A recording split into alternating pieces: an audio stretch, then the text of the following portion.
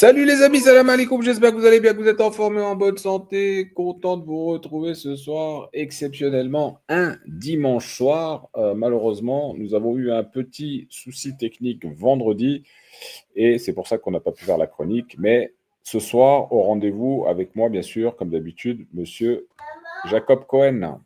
Bonsoir, bonsoir à tous. Voilà, bon, désolé pour le petit décalage, mais c'est toujours un plaisir de se retrouver. Très bien, alors merci les amis. Avant de commencer, Monsieur Cohen, je vais quand même informer nos abonnés qui ont l'habitude de nous suivre sur diverses plateformes.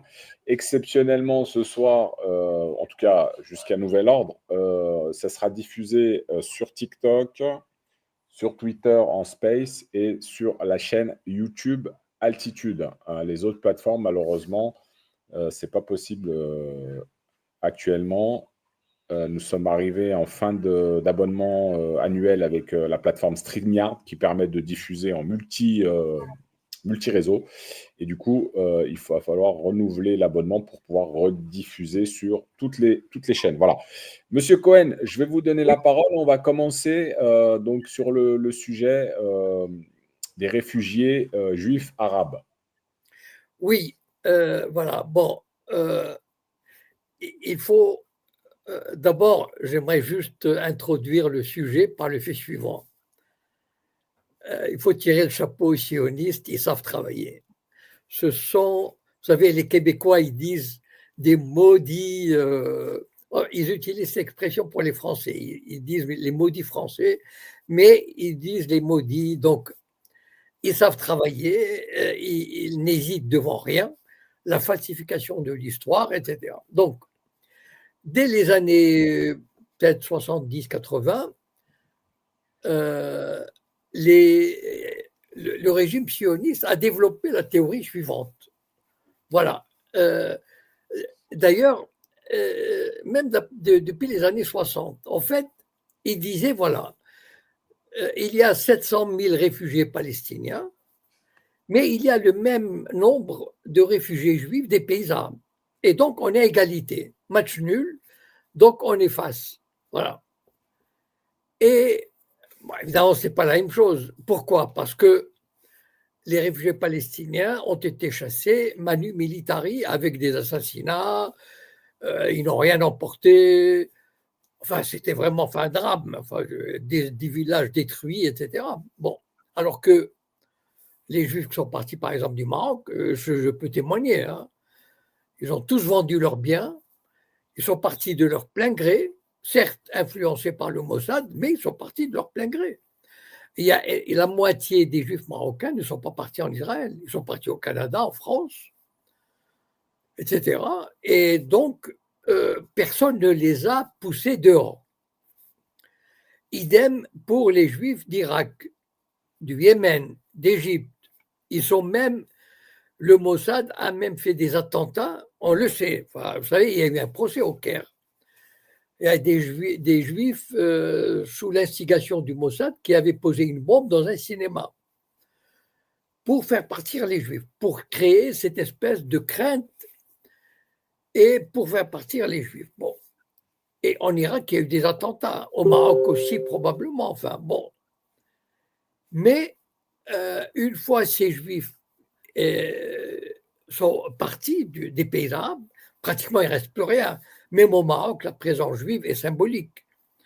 Il ne reste même pas 1%, même pas un demi, il reste 1,5% des Juifs qui étaient là avant.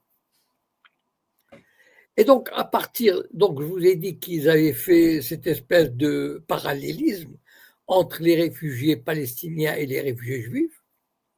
Et ils ne sont pas contentés de ça. Ils ont réussi à créer la journée des réfugiés juifs pour le 30 novembre. Voilà.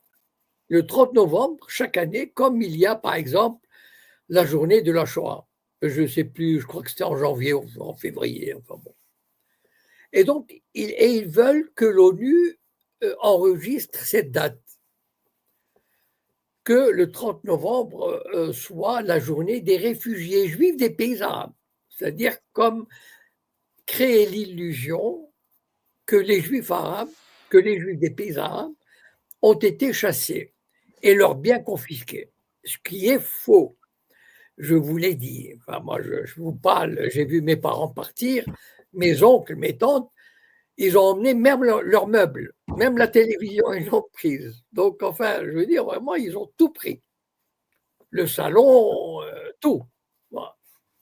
Ils ont vendu la maison, enfin, ils ont vendu le magasin ou la maison.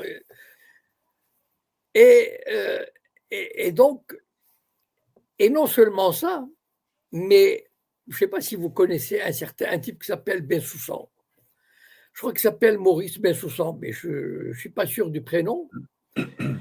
Il passe souvent dans les médias juifs et il passe souvent dans les. C'est un prof d'histoire d'université qui est d'origine marocaine. Et il a été directeur, ou en tout cas, il avait des responsabilités dans le musée de la Shoah. Et lui, c'est un spécialiste de, comment dire, des réfugiés juifs des pays arabes, notamment du Maroc. Et c'est lui qui a créé cette formule, qui a inventé cette formule, comme quoi les Arabes, enfin les Maghrébins, ils têtent l'antisémitisme dans le sein de leur mère. Alors que vraiment, ce Bensoussan, il n'a même pas la reconnaissance du ventre. Je veux dire, quand on sait ce que le Maroc a fait pour ses Juifs, il les a traités toujours avec bienveillance, il les a protégés pendant la guerre, enfin, il les a laissés partir en emmenant tous leurs biens, ils sont revenus quand ils voulaient. Et vraiment, dire que les Juifs marocains étaient victimes d'antisémitisme, c'est bon, mais il le fait dans un but bien précis. Mais vous ne connaissez pas la meilleure. Et là, je vais vous la dire.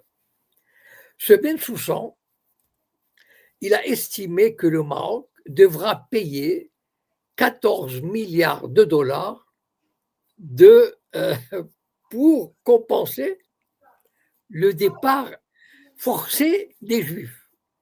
C'est juste hallucinant. Et pendant des années, vous savez, les sionistes, voilà comment ils travaillent. Il faut leur rendre hommage. Hein. Moi, j'estime qu'ils font. C'est extraordinaire. Voilà. Donc, ils tapent. C'est comme le clou, là. Vous tapez, vous tapez, vous tapez, vous tapez 1 million de fois. Eh bien, il finit par obtenir des résultats. Et donc, à un moment donné, ça va, à mon avis, bon, aujourd'hui, depuis la normalisation, le lobby juif, en tout cas chez Bensoussan, etc., il ne réclame plus les 14 milliards au Maroc. Entre parenthèses, Israël réclame 150 milliards à tous les pays arabes.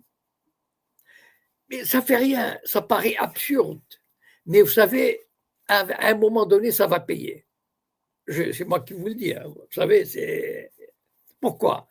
Parce qu'il les harcèle dans les instances internationales. Imaginez par exemple, je pense, je ne sais pas si c'est arrivé ou pas encore, en tout cas le 30 novembre, le Israël fête ou célèbre la journée des réfugiés juifs arabes. Voilà. Et Trump vient de leur donner un coup de main cette semaine. C'est pour ça que je voulais en parler. Il est d'accord pour.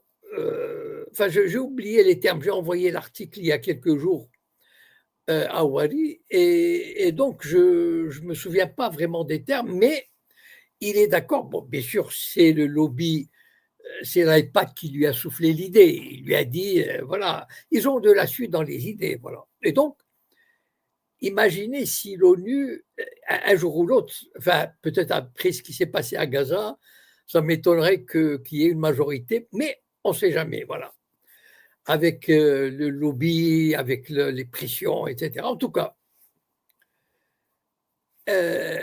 Trump vient de leur donner un coup de main et vient de dire qu'il faut effectivement établir une journée des réfugiés, une journée célébrant, et il l'a dit quelques jours avant le 30 novembre. Donc j'imagine que le 30 novembre, il est célébré, encore une fois, depuis des années, par Israël, de communautés juives, mais il n'a pas encore le retentissement international qui est réservé, par exemple, à la journée de la Shoah ou à d'autres journées, enfin, je ne sais pas, voilà. Mais ils sont patients, les sionistes sont patients, ils sont têtus, et ils vont chaque année jusqu'à ce que l'ONU accepte, ou en tout cas, peut-être pas l'ONU au début, mais l'Union européenne, etc. Donc, faire entrer dans l'idée, c'est ça qui est important, faire entrer dans l'idée que les Juifs des pays arabes sont partis, ont été dépossédés de leurs biens et ont été forcés à partir. Voilà. C'est ça l'idée que la propagande sioniste veut implanter dans les médias, dans la tête des gens. Et comme on sait qu'ils ont de l'influence dans les médias en Europe et en Occident, qu'ils influencent les classes politiques, les gouvernements, ils vont y arriver, qu'il y ait un parlement juif à Bruxelles, etc. Petit à petit, ils vont y arriver. Voilà. Mais ils sont patients. Et contrairement à la vérité historique, et moi ce que je regrette, c'est qu'il n'y a pas de l'autre côté, mais ça on le sait, enfin je veux dire, le camp arabe, il est nul. Enfin voilà, il faut le dire. Hein. Moi je le dis, je veux dire, ça peut choquer, mais tant pis. Hein. Le camp arabe, il est nul en termes de propagande, en termes de contre-information, etc. Je veux dire, ça fait des années, moi j'en ai parlé déjà, mais ça fait des années qu'il y a cette idée des réfugiés juifs des pays arabes. Pourquoi on ne fait pas des documentaires, ne serait-ce que sur le Maroc? Enfin, ils peuvent avoir des centaines de témoignages de juifs qui sont partis en emmenant leurs meubles, en vendant leurs maisons, etc. Et détruire à la racine. Voilà, le drame, c'est que les Arabes vont réagir lorsqu'il sera trop tard. C'est-à-dire lorsque les pays européens vont adopter le 30 novembre comme la journée des réfugiés juifs des pays arabes, éventuellement l'ONU, etc. Et là, à ce moment-là, les pays arabes, et encore quelques-uns vont réagir, mais ça sera trop tard. Voilà. Parce qu'on aura déjà fait tout le travail sur les esprits pour amener les gens à penser qu'effectivement qu'il y a des réfugiés des pays arabes, alors que tous les juifs des pays arabes sont partis parce qu'il y a eu des pressions du Mossad, de l'agent juif, et même des attentats pour créer l'instabilité. Et en Algérie aussi, on a fomenté des attentats à Constantine. Et donc, voilà, c'est très important. Voilà, l'actualité, elle est ce qu'elle est. Voilà. Bon, ben, s'il y a des questions. Alors, Monsieur Cohen, il faut savoir que cette journée, elle est déjà inscrite, je crois, en Israël depuis 2014. Hein. Voilà, bon, oui, voilà. Et en fait, bon, là, c'est encore pas le cas. C'est une loi qui est proposée. Elle n'est encore pas passée, mais il est fort possible qu'elle soit acceptée. Donc, c'est encore une fois la preuve que ce lobby judéo-sioniste a beaucoup d'influence aux États-Unis. Non, c'est pas qu'il a beaucoup d'influence, il sait travailler. Alors, je suis désolé, si les Arabes se mettaient à travailler comme les sionistes, mais ils imposeraient un narratif différent. Enfin, quand même, il y a des, je sais pas, il y a 200 millions d'Arabes quand même. Ils ont des milliards. Ils ont vous savez, ils ont des metteurs en scène.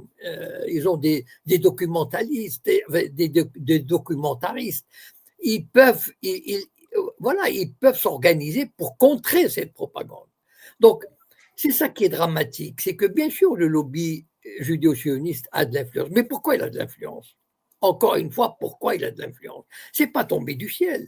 Il sait travailler. Voilà. Il sait travailler. Il a trouvé des gens, il a trouvé des Sayanim qui sont prêts. Pourquoi les Maghrébins, les Arabes ne feraient pas pareil? Pourquoi ils n'auraient pas des agents d'influence qui accepteraient de travailler? Donc, c'est une question de travail, d'intelligence, d'acharnement. Euh, voilà, et ça, c'est là vraiment, il y a un fait historique incontestable. On va finir par imposer un narratif contraire à l'histoire des Juifs des pays arabes. Et ça, c'est extraordinaire quand même.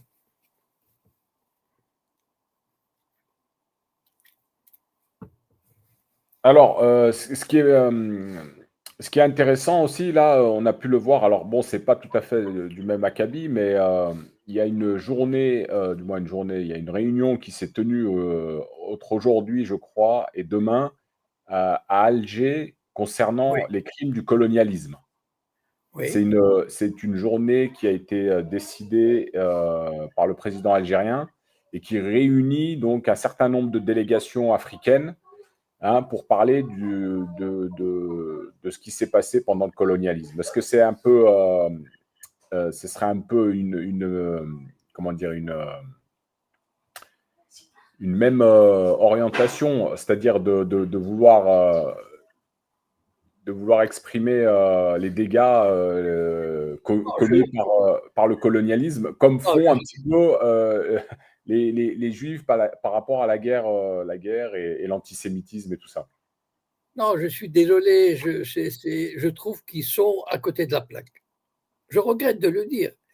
OK, parler du passé, d'accord. Enfin, qu'est-ce que ça va apporter?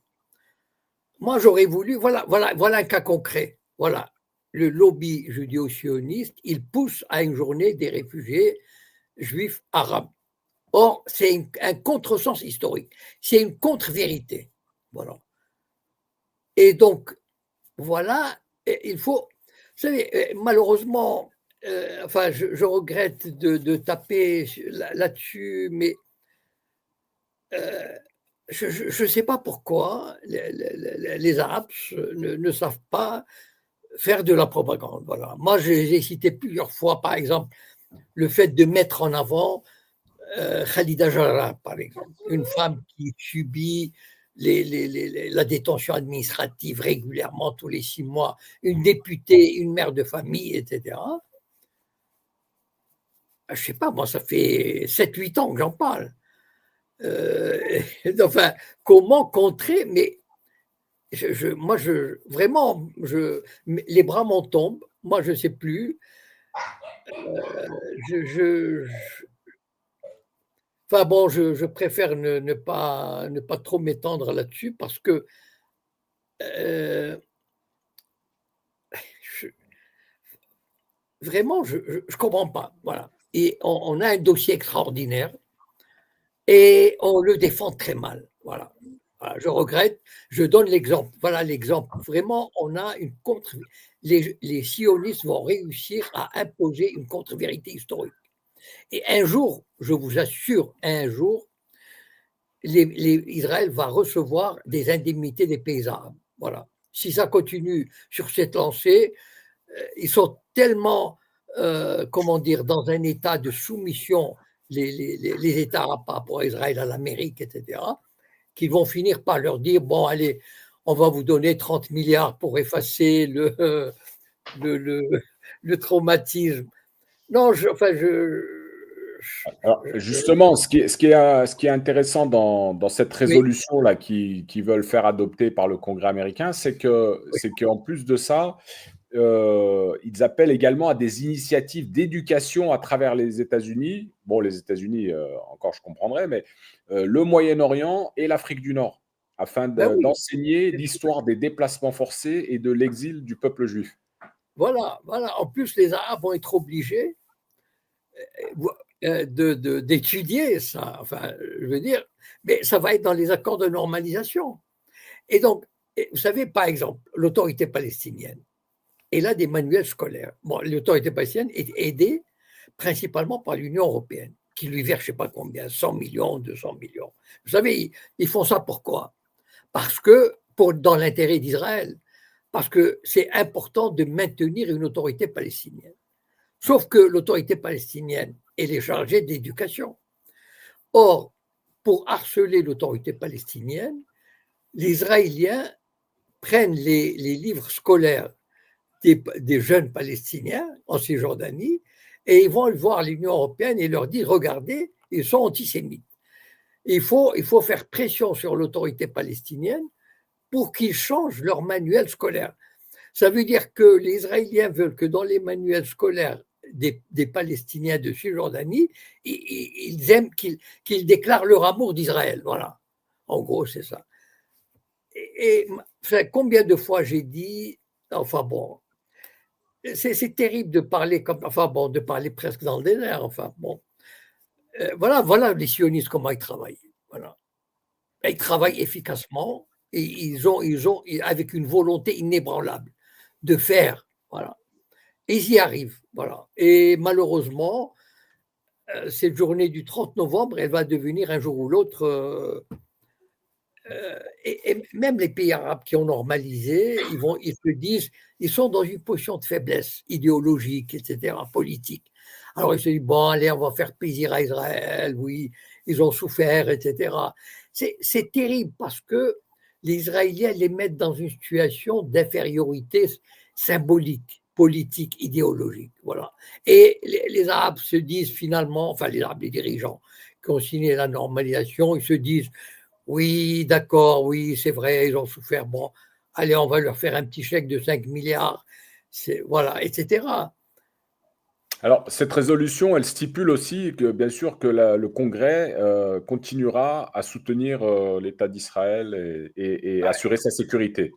bien sûr, ça va de soi. Ouais. Samsoul, tu voulais me prendre la parole? Je sais pas, j'ai vu que t'es... Ah, t'es là? Bonsoir. Ah, bonsoir, excuse-moi, j'avais pas vu que tu étais monté, je te voyais en auditeur. Salam, ça va? Ça va, j'ai attentivement et je rejoins M. Cohen sur ce qu'il disait. Je pense que nous, la conscience a été beaucoup trop. Et je pense que dans la communauté musulmane, il n'y a pas cette conscience que chaque individu constitue la force de la communauté. Je pense toujours que c'est un leader providentiel, un peu faire le travail. Ah, attends, alors que attends, excuse-moi, ça me saoule, excuse-moi, je suis désolé, ouais. Excuse-moi, je suis désolé, mais on t'entend pas très bien, tu as un réseau qui est pas exceptionnel. Monsieur Cohen, tu n'as pas bien entendu, si jamais tu peux reprendre. Moi, si vous avez entendu, vous pouvez me répéter la question, hein, je sais pas. C'était mitigé. D'accord. Est-ce que c'est mieux comme ça? Là, c'est un peu mieux. Vas-y, on t'écoute. Je vais essayer de parler plus fort. Je disais que je rejoignais M. Cohen sur son analyse et que effectivement dans la communauté musulmane, pas que au sein des gouverneurs, hein, je parle vraiment de toute la population, la conscience a été très profondément annihilée. Et dans la communauté musulmane, il n'y a pas cette conscience que chaque individu représente, façonne la communauté et donc la force économique ou politique ou peu importe. Alors que chez les sionistes, c'est vrai que ils ont une conscience de cette force-là à travers le monde et c'est certainement pour ça qu'ils arrivent à avoir beaucoup plus d'influence que nous. Et là-dessus, c'est dramatique. Et moi, je rejoins M. Cohen qui disait que les pays arabes vont certainement verser des dommages à Israël. Et quand bien même, et le jour viendra que la mosquée d'Al-Aqsa sera attaquée, je ne pense pas que le monde musulman va vraiment, ils vont certainement, être outrés, etc., mais ils ne vont pas bouger. Et le pire reste à venir. Et d'ailleurs, en France, on a ce problème de conscience. On a encore Israël qui a demandé à la DGSE de ficher les musulmans de France. On a Israël de CRIF qui est devenu le tiers de confiance ou d'honneur, je ne sais plus, de l'ARCOM. Il y a tellement de choses. Et notre communauté ou même la population ne cesse de râler finalement, mais toujours contre les mauvais auteurs. Il n'y a jamais cette conscience-là. Et j'ai l'impression que, voilà, je pense qu'à titre individuel, ceux qui auront cette conscience seront marginalisés, même dans notre communauté, malheureusement. Oui, bon, vous avez fait un constat que je partage et que je répète régulièrement, que je développe régulièrement, parce que c'est triste, mais c'est la réalité, voilà. Et je ne sais pas quoi faire. C'est-à-dire, enfin, je ne sais pas qu'est-ce qu'il faut dire ou qu'est-ce qu'il faut proposer, mais ce sont des traits ou des caractéristiques ou des, comment dire, des pesanteurs qui sont là et qui caractérisent les communautés musulmanes ou arabes, soit dans les pays arabes, soit ici, et qui empêchent cette prise de conscience, mobilisation. Bien sûr, il y a une prise de conscience, mais de quelques individualités, de quelques associations, de quelques youtubeurs, etc. Mais il n'y a pas une prise de conscience collective et une prise de conscience de la force que peut représenter une collectivité forte de 5 ou 6 millions ou 7 millions d'individus. Voilà. Et ça, malheureusement, enfin, je pense que c'est plutôt, ce sont des caractéristiques d'une population. Voilà. Il arrive qu'il y a des civilisations qui régressent, il y a des civilisations qui avancent. Ce sont des caractéristiques sociologiques, culturelles, historiques, etc. Et d'ailleurs, ben, c'est pas pour rien qu'on voit que le monde arabe n'avance pas vraiment proportionnellement à son potentiel économique, culturel, etc. Enfin, je veux dire, il a tout ce qu'il faut pour imposer, par exemple. Moi, je suis convaincu, enfin, je le dis depuis 15 ans, qu'en France, il pourrait très bien imposer son point de vue, mais il ne le fait pas pour des raisons, voilà, enfin, qui sont liées à son histoire, à sa composition, à une forme de pesanteur, de contradiction. Voilà, on n'arrive pas à avancer, voilà. C'est comme ça, voilà. Ouais. Attends, 2 secondes, Aya, je te donne la parole tout de suite. Je suis avec M. Cohen. Pour ceux qui ont l'habitude, donc M. Cohen est avec nous. Bon, exceptionnellement, ce soir, c'est dimanche. D'habitude, c'est le vendredi. Mais voilà, vous avez la possibilité d'échanger, interagir avec M. Cohen. En général, on est sur l'actualité. Là, aujourd'hui, nous avions le sujet concernant cette journée des réfugiés juifs qui allait être proposée au Congrès américain. Aya, tu voulais prendre la parole ? Oui, merci. En fait, c'était juste pour revenir sur ce que Samsoul a dit, sur l'absence de conscience communautaire des musulmans en France. Enfin, déjà en France, moi, je pense que ça peut être attribué. Enfin, et elle avait aussi fait la comparaison avec peut-être la communauté juive et toutes les organisations sionistes qui sont très présentes sur le territoire français. Mais on peut aussi, enfin, moi, je pense qu'il y a un truc qui est hyper évident, c'est que la plupart en fait des musulmans n'ont pas le droit à tout ce qui est le système d'école confessionnelle ou d'être organisés en fait à la manière d'autres communautés sur le territoire français. Je dirais qu'en fait ça doit se jouer principalement à ce niveau-là en fait parce que moi de mon vécu par exemple quand j'étais à l'école ou quoi les étudiants par exemple de confession juive n'apparaissaient pas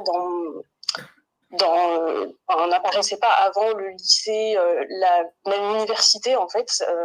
Souvent jusque de la maternelle jusque là, ils étaient dans des écoles confessionnelles. Je pense qu'ils devaient suivre un programme et ils devaient forcément développer à ce moment-là en fait leur conscience communautaire. Là où nous les musulmans, ceux issus de l'immigration post-coloniale, on était plutôt dans le système républicain et on subissait un petit peu un programme qui nous était imposé. Donc, je dirais que la principale différence, elle est là. Après, dans les pays musulmans, il y a aussi tout le système des dirigeants corrompus. Après, ça, c'est en train de changer, mais tout ce système qui s'est mis en place un petit peu après la colonisation avec le général de Gaulle, même si on voit que ça s'essouffle, mais je sais pas, peut-être à ce niveau-là aussi, il faudrait peut-être creuser. Mais pour revenir au problème scolaire, justement, il reflète parfaitement la désorganisation et la faiblesse et la pusillanimité et la lâcheté, la désorganisation, la division des musulmans. Je suis désolé d'utiliser tant de ces noms, mais bon, mais c'est la réalité. Pourquoi ? Vous savez combien de fois j'ai dit ici, s'il y avait une organisation qui chapeautait tous les Maghrébins de France, uniquement sur le problème de l'islam et de la Palestine, une organisation qui aurait 1 million de membres. D'accord? C'est pas sur 5 millions ou 6 millions, on pourrait avoir 1 million, qui paye chacun 20 euros. Ça veut dire un budget de 20 millions d'euros. Avec cette association, si un jour on ouvre un lycée à Vicenne, par exemple, comment dire, le gouvernement le ferme. Cette organisation, on ouvre 4, et on engage 50 avocats, 100 avocats, pour aller défendre partout, à Paris, dans les provinces, à Bruxelles, à la Commission des droits de l'homme européenne, à l'ONU, etc. Voilà. Mais c'est ça. Et là, on aurait eu un réseau scolaire arabo-musulman ou maghrébin ou communautaire. Mais malheureusement, le problème, c'est que pourquoi cette arrogance du gouvernement? Parce qu'il se trouve devant une communauté faible et divisée. Mais s'il y avait une communauté qui lui disait « Ah bon, vous nous fermez un lycée, on en ouvre 4, on en ouvre 10, et on n'a pas besoin de votre argent, on a tout l'argent qu'il faut. » Voilà. Et donc, et on mène un combat judiciaire, un combat sur le plan de l'information, etc. C'est ça qui manque. Voilà. Et donc, le problème scolaire est le reflet de cette division. Il n'est pas la conséquence. C'est le reflet. Voilà. Okay. Je suis d'accord sur ça. Je dirais que c'est vrai qu'il y a une faiblesse et il y a un manque de combativité aussi chez les musulmans. Mais après, on ne peut pas aussi nier qu'il y a eu pas mal de fermetures, par exemple, de tout ce qui est mosquée. Il y a eu la dissolution du CCIF. Il y a quand même un empêchement. Il y a des musulmans et des Algériens depuis les années 40 en France. Tu vois, donc c'est vrai ce que tu dis, mais c'est très récent. C'est un phénomène qui est arrivé ces 15 dernières années, mais auparavant, rien n'a été fait non plus dans ce sens-là.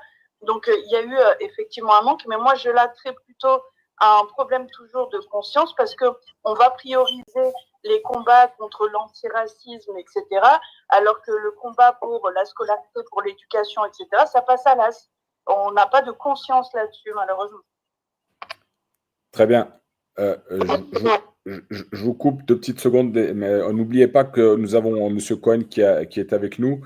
Monsieur Cohen, alors, on en a déjà assez parlé assez souvent, hein, vous n'avez pas arrêté de rabâcher, mais comment expliquez-vous justement qu'au niveau des dirigeants, puisque déjà au niveau des dirigeants c'est compliqué, hein, on a des dirigeants, on peut dire corrompus, mais aussi qui ont cette crainte, ils ont aussi cette crainte justement de subir ce qu'ont pu subir d'autres dirigeants par le passé, hein. On a connu Saddam Hussein, le colonel Kadhafi, Bachar el-Assad récemment. Vous voyez ce que je veux dire? Donc, est-ce que… alors, des dirigeants, vous parlez des dirigeants communautaires en France ou dans le monde arabe? Non, dans le monde arabe, puisque là, je ne parle pas spécialement que de la France, mais si vous voulez, déjà au niveau des dirigeants, s'il y a cette crainte-là, après, au niveau communautaire en France, oui, après, on va subir, hein, il va y avoir un manque d'organisation, un manque de prise de conscience peut-être.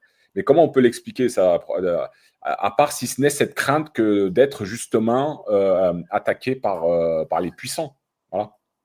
Les puissants de ce monde, hein, on fait allusion bien sûr aux États-Unis, qui ont je ne sais pas combien de bases dans le monde entier, et qui sont aujourd'hui la première puissance mondiale. On parle de 800 bases, alors oui. Non, c'est un fait que l'histoire du monde arabe, et il ne faut pas oublier quand même que les premiers coups d'État ont été réalisés, enfin un coup d'État très très important, ou plutôt un renversement du régime progressiste et nationaliste, c'est 1953 en Iran. Mossadegh, qui a voulu nationaliser le pétrole. Donc, il a été renversé grâce aux services secrets britanniques. Bon. Après, il y a eu 1956, Nasser, qui a nationalisé le canal de Suez, la guerre de 67, etc. Et puis, on avait des régimes, le monde arabe, il était divisé en deux.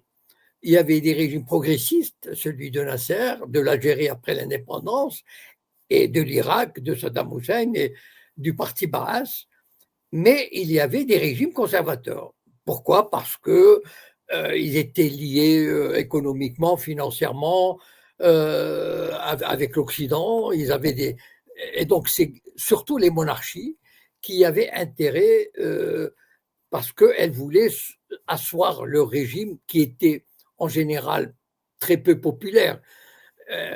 Et donc, elles s'alliaient à l'Occident pour gagner une certaine stabilité. Bon.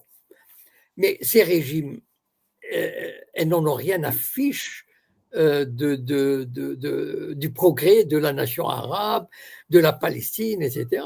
Ces régimes ne sont mus que par leur intérêt propre, c'est-à-dire d'abord le pouvoir, assurer leur pouvoir. Le pouvoir, ça apporte beaucoup d'avantages. Le pouvoir, c'est pas seulement un seul homme, c'est pas une équipe. Ce sont des dizaines de milliers d'individus. C'est toute une caste qui règne sur un pays. Donc, ce sont des dizaines, sinon des centaines de milliers d'individus qui sont dans la fonction publique, la fonction sécuritaire, gouvernementale, culturelle, économique, etc. Donc, en fait, cette base-là a envie de garder ses avantages et s'arrange très, très bien avec l'alliance avec l'Amérique ou avec l'Occident. Et donc, il y a déjà une partie du monde arabe qui n'a pas envie de faire la révolution, d'autant plus que ces dirigeants qui ont des fortunes personnelles importantes, vous voyez ce que je veux dire. Bon, elles sont où ces fortunes? Elles sont en Occident. Ils ont des propriétés en Occident. Ils ont des comptes en banque dans les banques occidentales. Donc, elles savent très bien que le jour où ils voudront faire le malin, eh bien, ils perdront tous leurs avantages. Donc, en fait, ce sont des gens qui sont formatés à obéir et ils s'en fichent éperdument de la nation arabe, de la Palestine, etc. Ce qui les intéresse, c'est d'asseoir leur pouvoir et de bénéficier des privilèges qui vont avec. Voilà. Et malheureusement, petit à petit, grâce à Israël et grâce au renversement du régime, aux assassinats, etc., pratiquement le monde arabe a perdu toute force de réaction. Voilà. On l'a vu avec la guerre de Gaza, le génocide, à part le Yémen, on n'a pas vu grand-chose. Voilà. Donc, et malheureusement, voilà, c'est une réalité. Et le monde arabe n'a pas réussi. Je ne lui en jette pas la pierre. Sur ce plan-là, je peux très bien comprendre que la partie était vraiment inégale. Voilà. C'est-à-dire que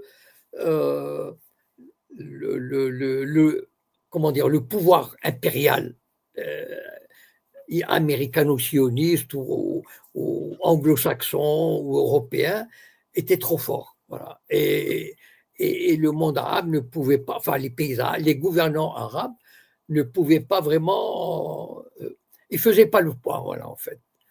Et donc c'est pour ça qu'on assiste à cette espèce de voilà, c'est de désagrégation ou de soumission aussi. Ouais, c'est très compliqué. Donc, s'il y a quelqu'un qui veut réagir sur Twitter, peut-être. Non, n'hésitez pas en tout cas.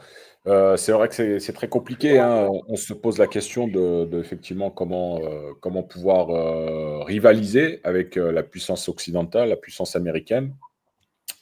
Puisque les dirigeants qui sont un petit peu dans la résistance aujourd'hui et qui ne veulent pas se soumettre au diktat atlanto-sioniste, bah, c'est compliqué, hein. Ils ont des bâtons dans les roues, ils ont une forme de pression et malheureusement, des fois, ils sont obligés de reculer un petit peu.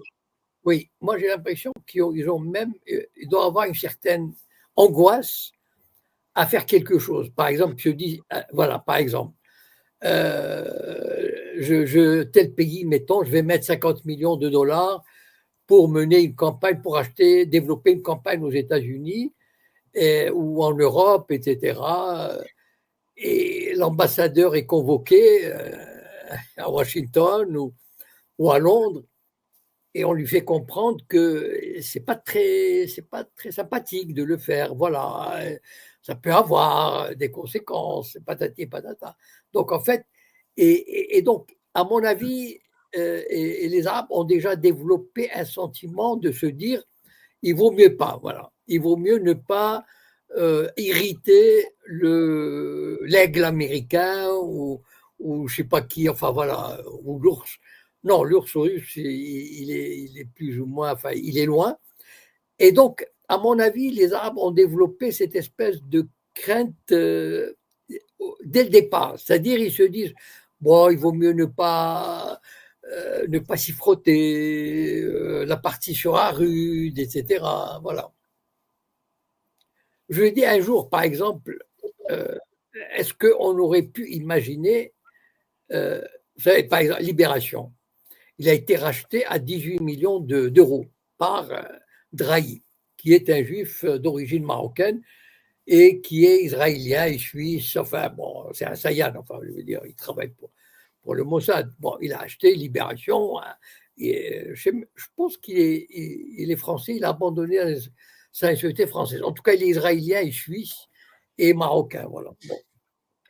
Et j'avais dit un jour, voilà, on a par exemple un Maghrébin qui a racheté ou qui est propriétaire du club de rugby de Toulon. Bon, je ne sais pas comment il s'appelle, je vais oublier son nom. Bon. Mais est-ce qu'un Marocain de cette trempe, un Maghrébin, aurait osé acheter Libération? 18 millions, c'est pas grand-chose. Enfin, je veux dire, quand on est dans le business, c'est pas. Voilà. Eh bien, non, il n'aurait pas osé. Pourquoi? Parce qu'à mon avis, il se dit, oula, je vais avoir, je vais irriter le gouvernement, je vais irriter le pouvoir, donc il ne vaut mieux pas. Donc en fait, ils partent vaincus. C'est-à-dire, ils se disent, on a affaire à un pouvoir qui ne nous aime pas, qui nous met des bâtons dans les roues, donc il vaut mieux ne pas s'y frotter. Voilà. Et donc en fait, ils ont intégré ce que j'appelle moi parfois le complexe du colonisé, c'est-à-dire que j'ai développé par ailleurs. Voilà. Donc en fait, ils partent vaincus. Ouais, une réaction peut-être sur Twitter, Samsoul, Aya. Moi, ouais, je suis assez d'accord. En fait, c'est vrai on se perçoit en fait comme ayant un manque de légitimité ce que dit Monsieur Cohen, en fait, à saisir comme ça d'organes de presse qui sont conséquents, en fait. Après, ça vient pour moi, ça vient quand même de la répression étatique qui est quand même très violente à l'égard des musulmans.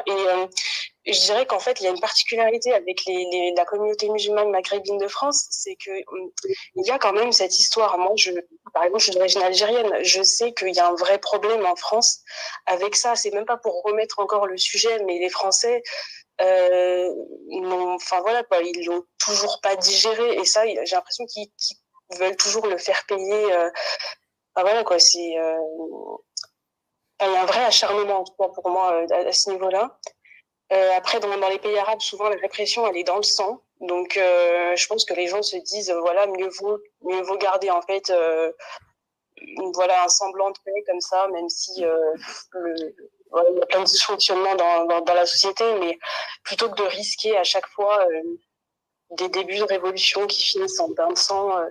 Après, ce que je peux observer aussi, c'est que même s'il n'y a pas d'organes de presse comme ça qu'on a réussi à mettre, en tout cas à racheter, je dirais qu'il y a un petit peu le rôle des médias qui commence, mais c'est récent, qui a aidé un petit peu à une espèce de prise de conscience sur le cas palestinien, ce qui n'existait pas forcément avant.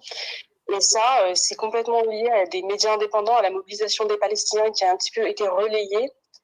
Après, ça, c'est vraiment, je pense, c'est quelque chose qui était hors de leur contrôle parce que c'est des outils dont tout le monde dispose. Mais encore une fois, c'est une prise de conscience qui est tardive, en fait, parce que on n'a pas su, en fait, nous pousser nos gouvernements à avoir des mesures qui pouvaient un petit peu accompagner, je sais pas, des sanctions, par exemple, contre Israël pour ce qui a été fait à Gaza et tout. Ça s'est fait tardivement, ça aurait dû être fait avant, bien avant même ce travail-là. Et malheureusement, ça s'est fait avec la crise à Gaza. Mais je sais pas. j'ai pas plus à apporter. Merci. Samsoul? Oui, merci. Moi, je suis pas tout à fait d'accord sur la théorie d'une certaine crainte des gouverneurs des pays arabes. Alors, je parle des pays du Moyen-Orient plus précisément. Mais je pense qu'il y a une réelle volonté de tout ça, puisque on sait la chute de l'Empire ottoman notamment a été instrumentalisée, ou en tout cas voilà, les pays arabes ont participé pour la chute de l'Empire ottoman. Et déjà là, ça a été on avait perdu la Palestine déjà à ce moment-là.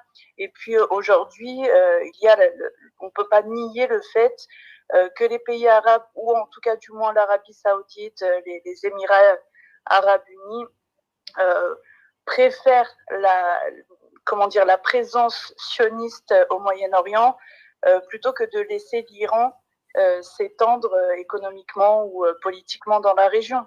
Donc, je ne suis pas certaine que ce soit uniquement une question de peur.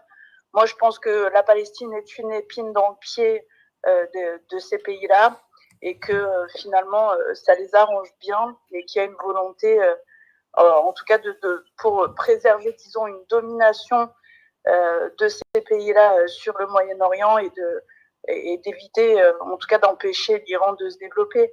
Donc, voilà, l'un dans l'autre, je pense que ça les arrange aussi. Après, voilà, c'est la question des peuples qui persiste, mais les peuples, je pense qu'il y a une annihilation, j'arrive plus à parler, pardon, beaucoup trop profonde, et j'ai pas grand espoir, moi, sur cette question-là, en tout cas. Très bien, merci. Monsieur Cohen, vous voulez peut-être réagir? Je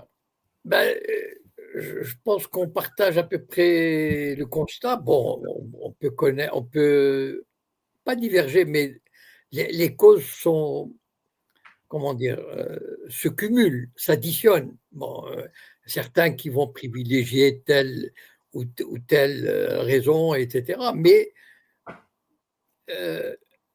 moi, ce qui me gêne enfin, ce qui me trouble, ce qui me désespère un peu, c'est que, vous savez, c'est pas un problème nouveau, ça. On vient pas de découvrir.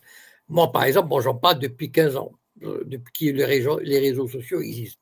Mais il y a plein de gens enfin, je veux dire, même avant dès les années 50, 60, etc., qui en parlent. Donc, c'est un problème récurrent, comme on dit, c'est-à-dire qui est là depuis longtemps, qui revient. Donc, on ne le découvre pas. Le fait qu'il y ait cette journée des réfugiés des Juifs arabes nous a fait reparler de ce problème.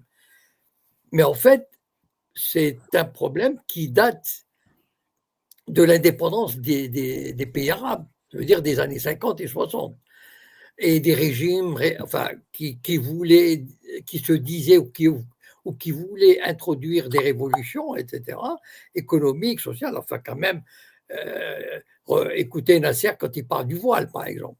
Donc, il voulait vraiment une révolution laïque, démocratique, etc. Donc, c'est pas rien. Et donc, comment dire, c'est une question à laquelle le monde arabe n'a pas réussi à trouver de réponse. Voilà. C'est-à-dire, ce sont des problèmes qui existent depuis les années 50 et 60. Et que beaucoup d'auteurs ont traité, beaucoup d'hommes politiques ont traité, des journalistes ont traité, et puis, bon, apparemment, on n'a pas beaucoup avancé, voilà. On retombe toujours dans les mêmes, différemment, bien sûr, parce que, bon, les choses ont évolué, etc., ou ont changé les conditions, mais le problème, il est là, c'est-à-dire il est là depuis, et donc c'est ça que je disais tout à l'heure, est-ce qu'il ne faut pas se poser des questions sur les caractéristiques de la nation arabe, c'est-à-dire sociologiques, philosophiques, culturelles, politiques, etc. Voilà, c'est-à-dire comment on aborde l'état d'esprit, l'organisation. Voilà. s'il y a une question, je vais bien prendre une dernière, parce que, comme je vous l'ai dit, je suis un petit peu. S'il y a une dernière question, sinon. Alors, C'est une question. ouais, sur X, est-ce que quelqu'un veut poser une dernière question? Oui, non, non. Non, c'est bon pour moi en tout cas. Merci beaucoup, Monsieur Cohen. Ouais, merci. Non, c'est bon, merci. Très bien, merci à vous. Alors, il y avait une dernière question, Monsieur Cohen, sur le chat ici. Alors, c'était par rapport à ce qui avait été dit tout à l'heure. S'acharner sur le passé trouble n'évite-t-il pas de voir la lumière du présent dilaté de notre existence? Répétez-la, s'il vous plaît. Je vais vous l'afficher, elle est là, Monsieur Cohen. D'accord.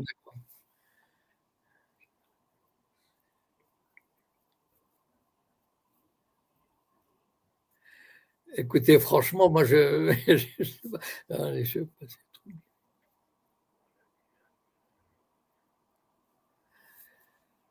J'ai beau troubler, enfin, j'ai beau triturer la. Donc, apparemment, si je comprends, hein, enfin, je sais pas, ça veut dire aujourd'hui, c'est plutôt bien, on est bien. Pourquoi parler de problèmes du passé alors qu'on vit bien, enfin, qu'on est dans la lumière? Enfin, est-ce que j'ai compris la phrase ou pas? Non, enfin, je ne sais pas.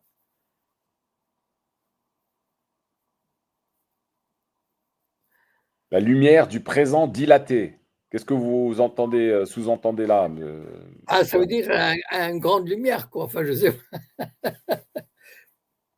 Ouais. Bon, ben, c'est enfin, non, enfin, j'ai compris que c'est ça veut dire pourquoi revenir au passé trouble, donc qui est dérangeant, alors que nous vivons dans la lumière du présent. Bon, bah, c'est un point de Ah, c'est vue, une hein. question un peu philosophique là qui est, C'est un point de vue avec ouais. lequel je ne suis pas d'accord. Voilà. C'est-à-dire, moi, je regrette, hein, on ne voit pas la lumière. En tout cas, moi, je ne la vois pas. Mais bon. Oui, oui, on ne voit pas du tout la lumière, bien sûr, je suis complètement d'accord avec vous, Monsieur Cohen. Nous sommes toujours euh, en bas de. Nous sommes, comme dirait, je vais employer une expression d'Alain Soral, que vous Oui, connaissez, hein, Monsieur Cohen. oui. Nous sommes dans les toilettes et nous y sommes bien installés, j'ai l'impression. Hein. Ah bon. Bon. Là, c'était une expression d'Alain Soral, en gros, qui faisait, en parlant Je ne la voilà, de la connaissais pas. communauté. Effectivement, bon, bah voilà, pour que ça change, pardon, il va falloir qu'il y ait une prise de conscience générale au niveau des populations. Ouais, c'est compliqué. C'est compliqué en même temps, voilà, on en revient à ce qu'on disait aussi tout à l'heure. Il y a cette puissance américaine qui est là, installée un peu partout dans le monde, et du coup, ben, quand il s'agit de rivaliser avec cette puissance américaine, c'est compliqué. Hein. Oui, Voilà, Monsieur Cohen, on va en rester là. Et d'accord. puis, donc, on se donne rendez-vous vendredi. Vendredi. Merci beaucoup. Bonne soirée. Excellente, excellente soirée Ciao. à vous. Au revoir.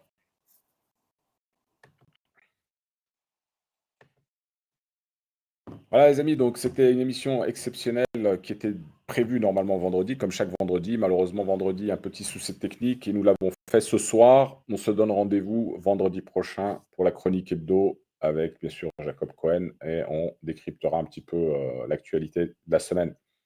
Un excellent week-end, un excellent fin de week-end à vous et un très bon début de semaine pour ceux qui se lèvent pour aller bosser demain. Bon courage à tous. À vendredi. Salam alaikum.